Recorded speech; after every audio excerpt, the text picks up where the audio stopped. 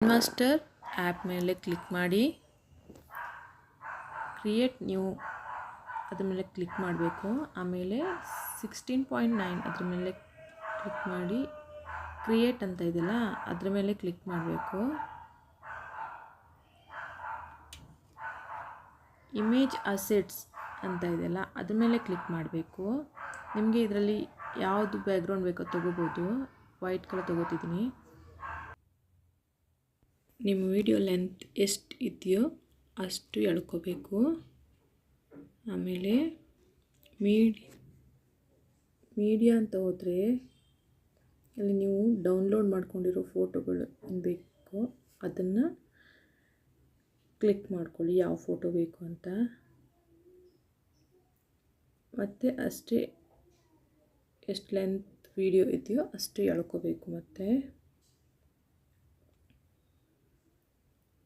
ಇವಾಗ ಲೇಯರ್ ಅಂತ ಇದೆಯಲ್ಲ ಎಳ್ಕೋಬೇಕು ಫುಲ್ಲು.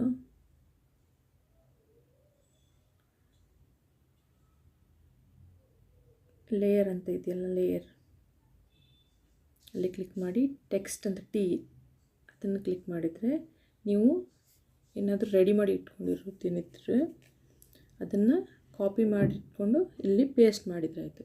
ಪೇಸ್ಟ್ ಮಾಡಿ ನೀವು ಎಂಟರ್ ಮಾಡ್ಕೋಬೇಕು, ಇಲ್ಲಾಂದರೆ ಉದ್ದಕ್ಕೆ ತಗೊಳುತ್ತೆ. ನಿಮ್ಗೆ ಎಷ್ಟು ಬೇಕೋ ಆ ರೀತಿ ಬರಲ್ಲ. ಅದನ್ನು ಎಂಟರ್ ಮಾಡ್ಕೊಳ್ತಾ ಎಂಟರ್ ಬಟನ್ ಇದೆ ನೋಡಿ ಅಲ್ಲಿ ಬ್ಲೂ ಕಲರ್, ಎಂಟರ್ ಮಾಡ್ಕೊಳ್ಳಿ.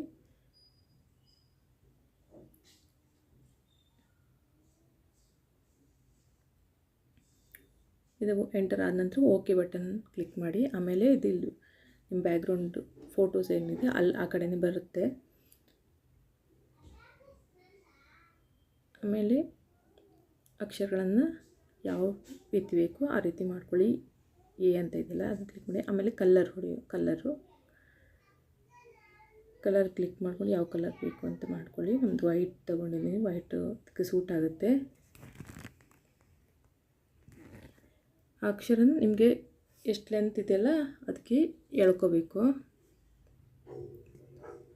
ನಿಮ್ಮದು ವೀಡಿಯೋ ಲೆಂತ್ಗೆ ತಕ್ಕಂತೆ ಎಳ್ಕೋಬೇಕು. ಫುಲ್ಲು ಎಷ್ಟು ನಿಮಿಷದ ವೀಡಿಯೋ ಇದೆಯೋ ಅಷ್ಟು ನಿಮಿಷ ಎಳ್ಕೋಬೇಕು.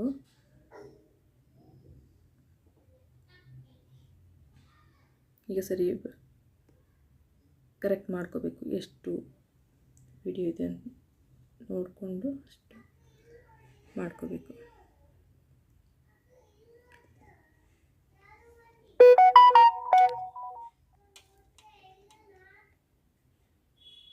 ಇವಾಗ ಇದನ್ನು ಸ್ಕ್ರೋಲ್ ಅಪ್ ಮಾಡಬೇಕಲ್ಲ, ಇಲ್ಲಿ ಟಿ ಅಂತ ಇದೆಯಲ್ಲ ಕೆಳಗೆ ಅದು ಕ್ಲಿಕ್ ಟಿ ಅಂತ ಇದೆಯಲ್ಲ ಆ ಟಿ ಇದ್ದಾಗ ಅದು ಸ್ವಲ್ಪ ಮುಂದೆ ಮೂವ್ ಮಾಡಿದ್ದಾಗ ಇಲ್ಲಿ ಪ್ಲಸ್ ಬಟನ್ ಬರ್ತಿದೆ, ಅದನ್ನು ಕ್ಲಿಕ್ ಮಾಡಿ.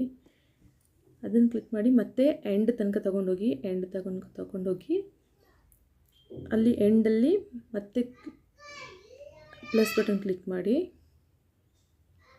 ಮತ್ತು ಅದನ್ನು ಅಕ್ಷರಗಳನ್ನು ನಿಮಗೆ ಯಾವ ರೀತಿ ಸ್ಕ್ರೋಲ್ ಆಗಬೇಕು ನಿಧಾನ ತಗೊಂಡೋಗಿ ಮೇಲೆ